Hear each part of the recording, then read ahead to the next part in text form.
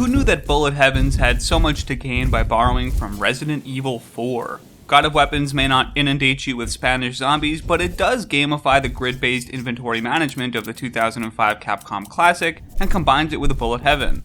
The result is glorious. You get the same sort of escalating power thrills of all the best games that have survivors in the title, but it also turns the build crafting process into this constant negotiation, where upgrades take up physical space and are competing with the rest of your powers. A bland aesthetic and lack of contextualization for its inventory systems ensure that God of Weapons is only as good as its mechanics, but thankfully those mechanics are both massively compelling and endlessly replayable.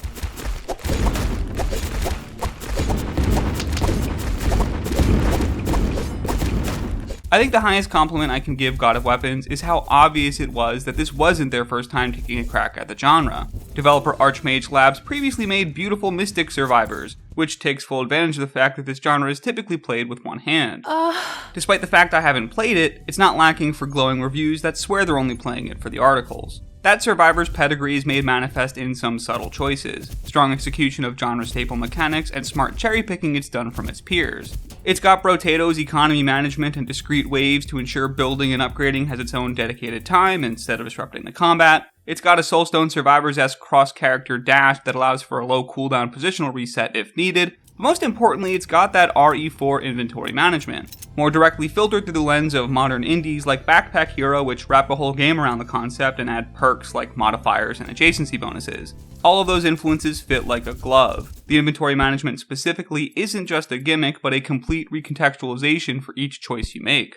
The leveling process itself isn't granting you all that much statistical power. Its real merit comes from giving you one more choosable square on the inventory grid. And therein lies some pretty compelling questions. You'll have your usual survivor's concerns like getting enough flat damage to get through the early game and enough scaling damage to get through late, but now you have to think about how those things interact in a physical container. You'll oftentimes start by designing your weapons around your space, but you have enough agency to design your space around your weapons. When that max rarity hammer pops into the shop, you'll be tempted to find the 8 lopsided grid squares it demands to take advantage of that power.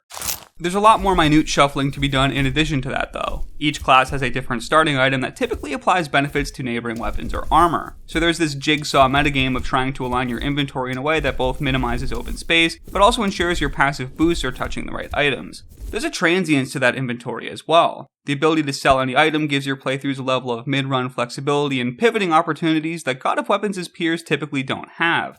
It prevents your builds from ever becoming autopiloted regardless of how deep into a run you are. What shouldn't be unspoken is how well God of Weapons executes on the genre's tenets too. Even completely independent of its bespoke inventory management system, it nails the satisfaction that comes with overpowering a swarm that's enclosing you. The scrolling combat text is readable and simple, the soundscape nails the gratification that comes with the layered audio impact of cleaving dozens of minions at once, and by virtue of the fact that this is a full 1.0 release rather than the genre's love for early access, it came out the gate with around a dozen classes, each of which having 3 subclasses. Brisk 20-minute durations always tempt a follow-up run, coupled with meta progression and item unlock systems that multiply the amount of weapons and armor in the game.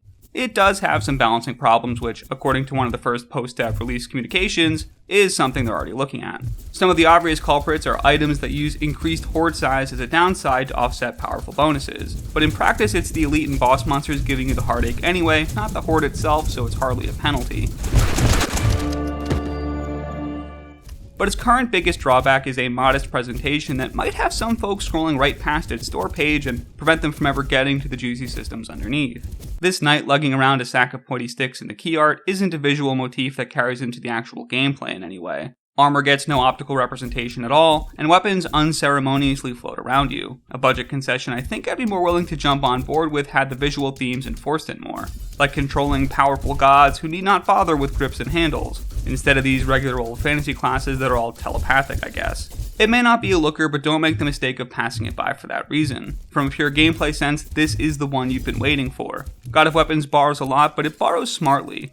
There's no system in here you haven't seen before, but their integration adds a tremendous amount of texture to every decision and every run. A flexible inventory-based building system, varied classes and subclasses, and punchy, satisfying auto-attacking combat ensure that this title isn't just a God of Weapons, but a God of Survivors games too.